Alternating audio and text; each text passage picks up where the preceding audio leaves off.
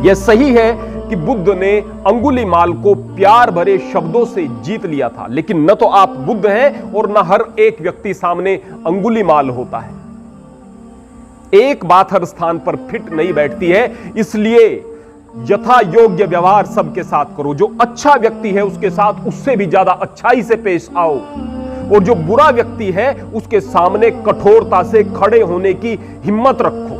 वह दुष्टता से आपके साथ पेश आता है तो प्रतिकार करने की क्षमता आपके अंदर होनी चाहिए। यह बहादुरी का भी तकाजा है, यह अच्छाई और सच्चाई का भी तकाजा है, और यह इंसानियत के लिए जरूरी भी है। इसके अलावा सैद्धांतिक रूप से एक बात कही जाती है, सबकी सहायता करो, सबके काम आओ, अपनी जरूरतों को रोककर भी दूसरे का सहयोग करो।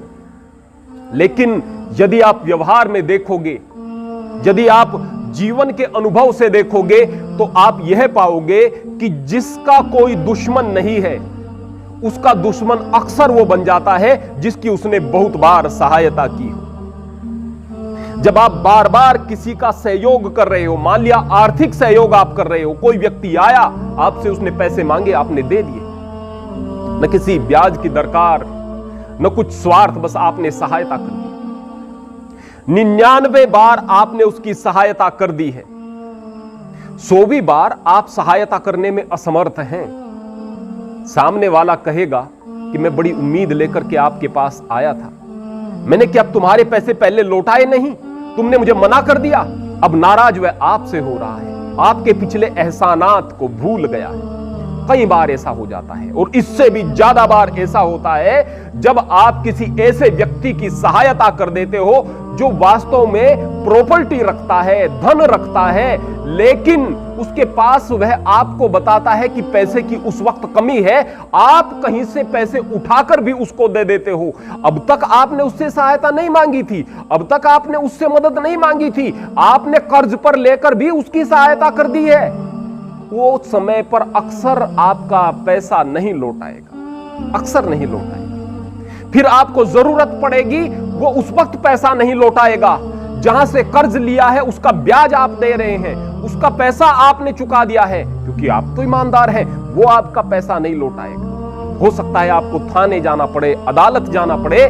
जो दोस्ती थी वो दुश्मनी में बदल गई। दुश्मनी केवल इसलिए क्योंकि आपने सहायता कर दी थी। यदि सहायता ना करते तो वो आपकी तारीफ करता हर स्थान पर। सहायता कर दी थी तो आज आप में कमियां निकालेगा, आज आप में बुराइयां निकालेगा, आज आपका हर जगह पर विरोध करेगा। और इसका कारण यह है कि आपने अयोग्य व्यक्ति की सहायता कर दी थी। तो क्या हमें किसी की सहायता नहीं करनी चाहिए?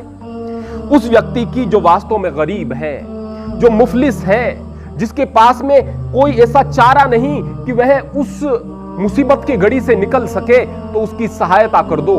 भले ही आप उधार दो, बगैर ब्याज के पैसे दो, लेकिन यह सोच करके आप पैसे दो कि यह दान भी हो सकते हैं। अगर उसने पैसे लौटा दिए तो ठीक, नहीं तो आपको तसल्ली यह तो रहेगी कि गरीब आदमी के मैं काम आया था, मुसीबत की वजह से वह नहीं लौटा पाया, और निश्चित रूप से वह आपका एहसानमंद रहेगा। लेकिन वो व्यक्ति जो कि समर्थ था, जिसके पास प्रॉपर्टी थी, बस उस वक्त पैसा नहीं था, अरे वो अपनी प्रॉपर्टी को बेचकर अपना काम करता तो ज्यादा बेहतर स्थिति थी। आप उस वक्त अगर उसकी सहायता न करते तो आपके लिए बेहतर होता, और अगर आपने सहायता उसकी कर दी है तो फिर उसके बाद न तो आपको यह संतोष होगा कि किसी गरीब की सहायता कर दी थी, और जगह जगह विरोध का सामना करना पड़ेगा। हो सकता है आपको यह बातें सिद्धांत विरोधी लगें, लेकिन व्यवहारिक हैं।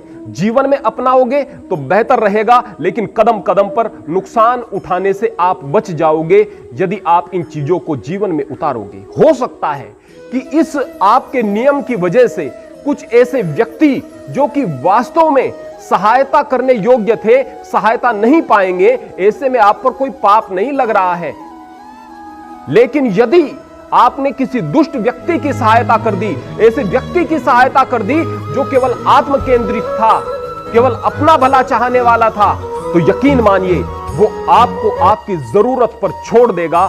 आप खड़े देखोगे, मुसीबत में घिरे रह जाओगे, और वो आपकी पीठ को पायदान बनाकर ऊपर चढ़ चुका होगा।